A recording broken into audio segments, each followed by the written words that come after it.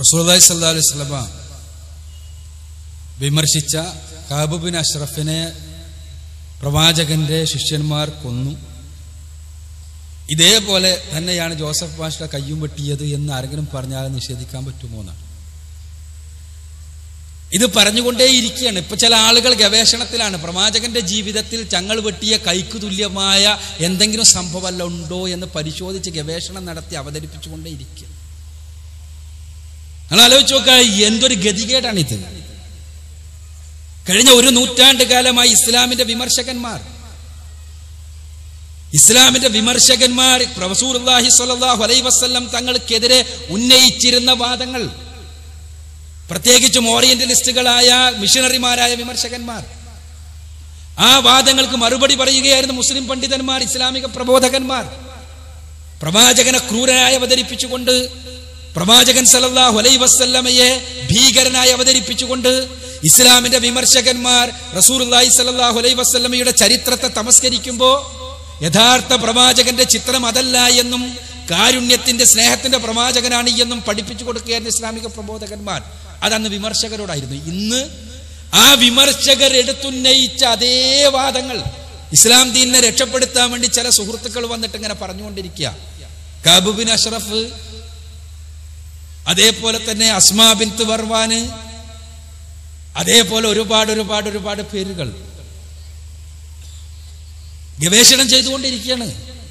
എന്താ? റസൂലുള്ളാഹി സ്വല്ലല്ലാഹു അലൈഹി വസല്ലമ ഭീകരനാണ് എന്ന് വരുത്തി തീർക്കാൻ. ഞങ്ങൾ ചെയ്തത് റസൂലുള്ളാഹി സ്വല്ലല്ലാഹു അലൈഹി വസല്ലമയെ സ്നേഹിക്കുകയാണെന്ന് വരുത്തി തീർക്കാൻ. നിങ്ങൾ ആലോചിച്ച് നോക്കുക, പ്രവാചകൻ സല്ലല്ലാഹു അലൈഹി വസല്ലമ ചെയ്തത് എന്താണ്? പ്രവാചകനെ വിമർശിച്ച ആളുകളോടുള്ള റസൂലുള്ളാഹിയുടെ നിലപാട് എന്തായിരുന്നു? പ്രവാചകനെ നിന്ദിച്ചവരോട് റസൂലുള്ളാഹി സ്വല്ലല്ലാഹു അലൈഹി വസല്ലമയുടെ നിലപാട് എന്തായിരുന്നു? ഒന്നാമത്തേത് റസൂലുള്ളാഹിയോടുള്ള നിന്നയുടെ ഉദ്ഘാടനം ചെയ്ത അബൂ ലഹബ്. റസൂലുള്ളാഹി സ്വല്ലല്ലാഹു അലൈഹി വസല്ലമയെ ആദ്യമായി നിന്ദിച്ച വ്യക്തി. അല്ലേ, തബ്ബല്ലക്, നിനക്ക് നാശമുണ്ടാകട്ടെ, നീ ഇതിനു വേണ്ടിയാണോ ഞങ്ങളെ വിളിച്ചു കൂട്ടിയത് എന്ന് പറഞ്ഞ് ആളുകളുടെ മുഴുവനും മനസ്സുകൾ റസൂലുള്ളാഹി സ്വല്ലല്ലാഹു അലൈഹി വസല്ലമ പ്രബോധനം ചെയ്യുന്ന കാര്യങ്ങളിലേക്ക് മനസ്സുകൾ ചാഞ്ഞുകൊണ്ടിരിക്കുമ്പോൾ പൈശാചിക പ്രേരണയാൽ അങ്ങനെ പറഞ്ഞുകൊണ്ട് ആളുകളുടെ മനസ്സ് മുഴുവനും തെറ്റിക്കുകയും പ്രവാചകൻ സല്ലല്ലാഹു അലൈഹി വസല്ലമയെ നിന്ദിക്കുന്നതിന് ഉദ്ഘാടനം ചെയ്യുകയും ചെയ്ത അബൂ ലഹബ്. ഏഴാനാകാശത്തിൽ നിന്ന് അള്ളാഹുവാണ് അബൂ ലഹബിന്റെ നിന്നക്ക് മറുപടി പറഞ്ഞത്. തബ്ബത് യദാ അബീ ലഹബിൻ വതബ്. ഖുർആനിലെ 111-ാമത്തെ അധ്യായം. അത് മുഴുവനും അതാ അന്ന് മുതൽക്ക് ഇന്ന് വരെ മുസ്ലിങ്ങൾ അത് ഓതിക്കൊണ്ടിരിക്കുന്നു. ഈ ഖുർആനിൽ ആയത്ത് അവതരിച്ചതിന് ശേഷവും അബൂ ലഹബ് 12 കൊല്ലമെങ്കിലും ജീവിച്ചിരുന്നിട്ടുണ്ട്. ബദറിന് ശേഷമാണ് അബൂ ലഹബിന്റെ മരണം. റസൂലുള്ളാഹിനോടൊപ്പം ഉമർ റളിയല്ലാഹു അൻഹുവിനെ പോലെ, ഹംസ റളിയല്ലാഹു അൻഹുവിനെ പോലെ, അലി റളിയല്ലാഹു അൻഹുവിനെ പോലെയുള്ള ഇസ്ലാമിന്റെ ഗർജിക്കുന്ന സിംഹങ്ങൾ ഉണ്ടായിരുന്നു മക്കയിൽ. ഒരാൾക്കും തോന്നിയില്ല അള്ളാഹു ശപിച്ച കൈ ഞങ്ങളൊന്ന് വെട്ടട്ടെ എന്ന്.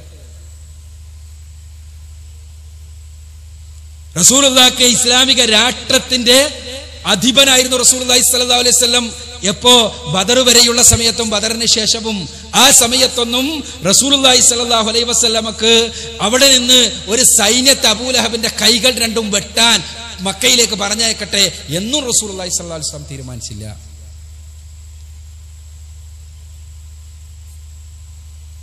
അദ്ദേഹം ആ 2 കൈകളുമായി തന്നെയാണ് ഈ ലോകത്തിൽ നിന്ന് യാത്ര പറഞ്ഞത്. അതേപോലെ തന്നെ പ്രവാചകൻ സല്ലല്ലാഹു അലൈഹി വസല്ലമയുടെ വിമർശകന്മാർ, റസൂലുള്ളാഹി സല്ലല്ലാഹു അലൈഹി വസല്ലമ ചന്തകളിൽ പോയി ഇസ്ലാമിനെ പ്രബോധനം ചെയ്യുന്ന സമയത്ത് പ്രവാചകൻ സല്ലല്ലാഹു അലൈഹി വസല്ലമയെ വിമർശിച്ചുകൊണ്ടും നിന്ദിച്ചുകൊണ്ടും രംഗത്ത് വന്നിരുന്ന സുഹൈൽ ബിൻ അംർ ഉജ്ജ്വല പ്രഭാഷകനായിരുന്നു. മക്കയിലെ ഉജ്ജ്വല പ്രഭാഷകൻ. നല്ല ശുദ്ധമായ ഖുറൈശി ഭാഷയിൽ സുന്ദരമായി പ്രഭാഷണം നിർവഹിച്ചിരുന്ന വ്യക്തിത്വം. അങ്ങനെയുള്ള സുഹൈൽ ബിൻ അംർ റസൂലുള്ളാഹി സ്വല്ലല്ലാഹു അലൈഹി വസല്ലമയെ തെറി പറഞ്ഞുകൊണ്ട്, അല്ലെങ്കിൽ പ്രവാചകൻ ഇസ്ലാമിലേക്ക് ആളുകളെ ക്ഷണിച്ചുകൊണ്ട് രംഗത്ത് വന്നപ്പോ ആ സ്ഥലത്തെല്ലാം പ്രസംഗിച്ചുകൊണ്ട് അദ്ദേഹത്തിൽ നിന്ന് ആളുകളെ അകറ്റിയിരുന്നയാൾ.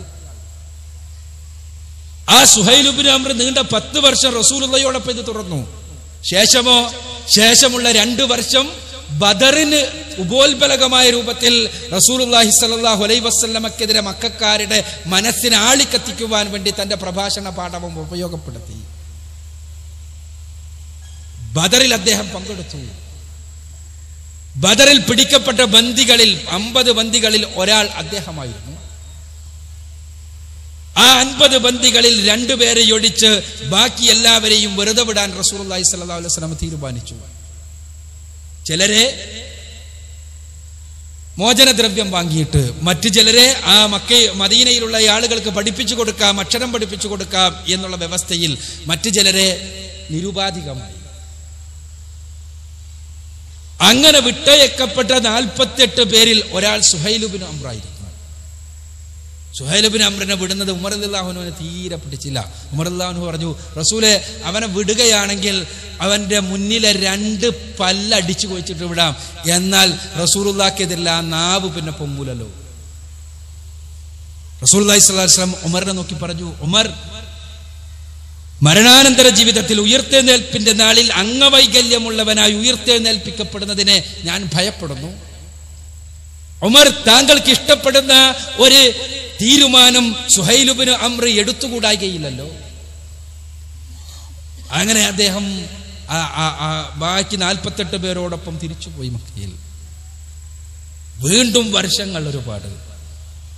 ഹിജറ 6 മുസ്ലിങ്ങൾ ഒപ്പുവെച്ച ഹുദൈബിയ സന്ധിയിൽ മുശ്രിക്കുകളുടെ പ്രതിനിധിയായി വന്നതും സുഹൈൽ ഇബ്നു അംറാണ്. വീണ്ടും 2 വർഷം കഴിഞ്ഞ് മക്ക വിജയത്തിൽ, മക്കം ഫത്തഹിന്റെ ഹിജറ 8 അതിനുശേഷമാണ് സുഹൈൽ ഇബ്നു അംർ ഇസ്ലാം സ്വീകരിച്ചത്. ആ ഇസ്ലാം സ്വീകരിച്ചതിന് ശേഷം സുഹൈൽ ഇബ്നു അംർ നേരത്തെ പറഞ്ഞ റസൂലുള്ളാഹി സ്വല്ലല്ലാഹു അലൈഹി വസല്ലമയുടെ പ്രവചനത്തിന്റെ പൂർത്തീകരണം എന്ന വണ്ണം ആ നാവുകൾ പിന്നീട് ഇസ്ലാമിക പ്രബോധനത്തിന് വേണ്ടിയാണ് ഉപയോഗപ്പെടുത്തിയത്. ഉമർ റളിയല്ലാഹു അൻഹുവിന്റെ ഭരണകാലഘട്ടത്തിൽ ഒരു യുദ്ധത്തിന് പോകുവാൻ വേണ്ടി മക്കയിലുള്ള ആളുകളെ പ്രചോദിപ്പിച്ചുകൊണ്ട് സുഹൈൽ ഇബ്നു അംർ റളിയല്ലാഹു അൻഹു നടത്തിയ ആ ഉജ്ജ്വലമായ പ്രഭാഷണത്തെ കുറിച്ച് കേട്ടപ്പോ ഉമർ റളിയല്ലാഹു അൻഹു ചിരിച്ചുപോയി എന്ന് ചരിത്രകാരന്മാർ രേഖപ്പെടുത്തുന്നു. എന്തേ? റസൂലുള്ളാഹി സ്വല്ലല്ലാഹു അലൈഹി വസല്ലമ വർഷങ്ങൾക്ക് മുമ്പ് നടത്തിയ പ്രവചനം ആലോചിച്ചിട്ടാണ് ഉമർ റളിയല്ലാഹു അൻഹു ചിരിച്ചത്. ഇങ്ങനെ എത്ര പേരെ മനസ്സുകൾ നേടിയെടുക്കുകയായിരുന്നു റസൂലുള്ളാഹി സ്വല്ലല്ലാഹു അലൈഹി വസല്ലം. അറിയാമല്ലോ, ബദറിൽ പ്രവാചകനെതിരെ യുദ്ധം ചെയ്യാൻ വേണ്ടി വന്ന അബൂ സുഫിയാൻ, ഉഹദിലെ ഇസ്ലാമിന്റെ മുസ്ലിങ്ങളുടെ പരാജയത്തിന് കാരണമായ തന്ത്രങ്ങളുടെ മുഴുവനും ആവിഷ്കർത്താവ് ഖാലിദ് ഇബ്നു വലീദ്, ഉഹദിന്റെ രണാങ്കണത്തിൽ ഹംസ റളിയല്ലാഹു അൻഹുവിനെ ചതിച്ചു കൊന്ന വഹ്ശി, ഹംസ റളിയല്ലാഹു അൻഹുവിന്റെ കരള് കടിച്ചു തുപ്പിയും അവയവങ്ങൾ തുന്നിച്ചേർത്ത് മാലയണിഞ്ഞും നൃത്തമാടിയ ഹിന്ദ്, ഇവരുടെയെല്ലാം മനസ്സ് നേടിയെടുക്കുകയായിരുന്നു റസൂലുള്ളാഹി സ്വല്ലല്ലാഹു അലൈഹി വസല്ലം. അല്ലാതെ അവരുടെയെല്ലാം കയ്യും കാലും നാവും വെട്ടാൻ നടക്കായിരുന്നില്ല. എന്നാൽ കഅബ് ഇബ്നു അശ്റഫോ അസ്മാ ബിൻത് മർവാനോ ഈ 48 പേരെ വെറുതെ വിട്ടത് കണ്ടിട്ടില്ല. ഇവര് ഈ 2 ആളുകൾ അവരെ റസൂൽ കൊന്നിട്ടുണ്ടല്ലോ എന്ന് ഇപ്പൊ എഴുതിക്കൊണ്ടിരിക്കുന്നത്. 2 ആളെ കൊന്നിട്ടുണ്ടല്ലോ, 2 ആളെ കൊന്നിട്ടുണ്ട്. ഇസ്ലാമിക രാഷ്ട്രത്തിന് ചിലപ്പോൾ ആളുകളെ കൊല്ലേണ്ടി വരും. കഅബ് ഇബ്നു അശ്റഫിന്റെ സ്ഥിതി എന്താണ്? കഅബ് ഇബ്നു അശ്റഫിന്റെ സ്ഥിതി, അദ്ദേഹം യഹൂദന്മാരുടെ നേതാവാണ്. ആ യഹൂദന്മാരുമായി മുസ്ലിങ്ങൾ കരാറുണ്ടാക്കിയിട്ടുണ്ട്. ആ കരാറ് പ്രകാരം ബനൂ നദീർ ഗോത്രത്തിന്റെ നേതാവായ കഅബ് ഇബ്നു അശ്റഫ് ഈ കരാറ് പ്രകാരം ജീവിക്കേണ്ടയാൾ, യുദ്ധത്തിന്റെ രംഗത്ത് ഒരിക്കലും ശത്രുക്കളെ സഹായിക്കാൻ പാടില്ല എന്നുള്ളതാണ് കരാറ്. ബദർ യുദ്ധം കഴിഞ്ഞതിന് ശേഷം അദ്ദേഹം കഅബ് ഇബ്നു അശ്റഫ് മക്കയിലേക്ക് പോയി. മദീന രാജ്യത്തിന്റെ പൗരനായ കഅബ് ഇബ്നു അശ്റഫ് ശത്രുരാജ്യമായ മക്കയിലേക്ക് പോയിട്ട് ബദറിൽ മരണപ്പെട്ട ആളുകളുടെ കുടുംബങ്ങളിൽ മുഴുവനും നടന്ന് പാട്ടുപാടി. എന്താ പാട്ട്? എന്താ നിങ്ങളിൽ ഒന്നും ഒരു ആൺകുട്ടിയില്ലേ മുഹമ്മദിന്റെ തലവെട്ടാൻ, ഈ മുഹമ്മദിന്റെ പ്രവർത്തനങ്ങൾക്കൊരു അന്ത്യം കുറിക്കുവാൻ നിങ്ങളിലൊന്നും ചുണയുള്ള ആൺകുട്ടികളില്ലേ എന്ന് ചോദിച്ചുകൊണ്ട് അവരെ ത്രസിപ്പിച്ചുകൊണ്ട് അവരെ പ്രചോദിപ്പിച്ചുകൊണ്ട് ഇസ്ലാമിക രാഷ്ട്രത്തെ തകർക്കുവാൻ, കലാപമുണ്ടാക്കുവാൻ പ്രേരിപ്പിച്ചുകൊണ്ട് പാട്ടുപാടി. കഴിഞ്ഞില്ല. അദ്ദേഹം തിരിച്ചു വന്നിട്ട് മദീനയിൽ വെച്ച് പിന്നെ മുസ്ലിങ്ങളായ സത്യവിശ്വാസിനികളായ സഹോദരിമാരെ കുറിച്ച് തെറിപ്പാട്ടുകൾ ഉണ്ടാക്കി പാടി. അപ്പോഴും യഥാർത്ഥത്തിൽ ഒരു ഗോത്രം എന്നുള്ള നിലക്ക് ബനൂ നദീർ ഗോത്രത്തിന് മൊത്തത്തിലെതിരിൽ ഇസ്ലാമിക സമൂഹത്തിന് വേണമെങ്കിൽ ഉപരോധമുണ്ടാക്കാം, അവരെ മുഴുവനും പുറത്താക്കാം. അങ്ങനെയല്ല ചെയ്തത് റസൂലുള്ള ഇത് ചെയ്ത രാജ്യത്ത് കലാപമുണ്ടാക്കിയ ശത്രുരാഷ്ട്രത്തിൽ പോയി ഈ രാഷ്ട്രത്തിനെതിരെ രാജ്യദ്രോഹ പ്രവർത്തനം നടത്തിയ കഅബ് ഇബ്നു അശ്റഫിനെ അയാളുടെ കോട്ടയിൽ നിന്ന് ഇറക്കിക്കൊണ്ടുവന്ന് കൊല്ലുവാൻ ആവശ്യമായ സംവിധാനം ഉണ്ടാക്കണമെന്ന് സഹാബിമാരോട് ആവശ്യപ്പെട്ടു. ആ സഹാബിമാരിൽ മുഹമ്മദ് ഇബ്നു മസ്ലമ റളിയല്ലാഹു അൻഹു അത് വളരെ സമർത്ഥമായി നിർവഹിച്ചു. ഒരു പ്രശ്നമില്ലാതെ, അഥവാ ബനൂ നദീർ ഗോത്രത്തിലുള്ള മറ്റുള്ളവരെ ആരെയും ആക്രമിക്കാതെ ആ കോട്ടക്കകത്ത് നിന്ന് സമർത്ഥമായി അവരെ പുറത്തിറക്കിക്കൊണ്ടുവന്ന് അവരെ അദ്ദേഹത്തെ വധിച്ചു കളഞ്ഞു. എന്താ കാര്യം? ഇസ്ലാമിക രാഷ്ട്രത്തിന്റെ നേതാവിന്റെ കൽപ്പനയനുസരിച്ച് മുസ്ലിം ഭരണാധികാരിയുടെ കീഴിലുള്ള ഒരു സൈനിക ഉദ്യോഗസ്ഥൻ നടത്തിയ പ്രവർത്തനമാണത്. ഇത് ചെയ്ത ആളുകളുടെ കയ്യിലെവിടെ ഭരണം, എവിടെ അധികാരം?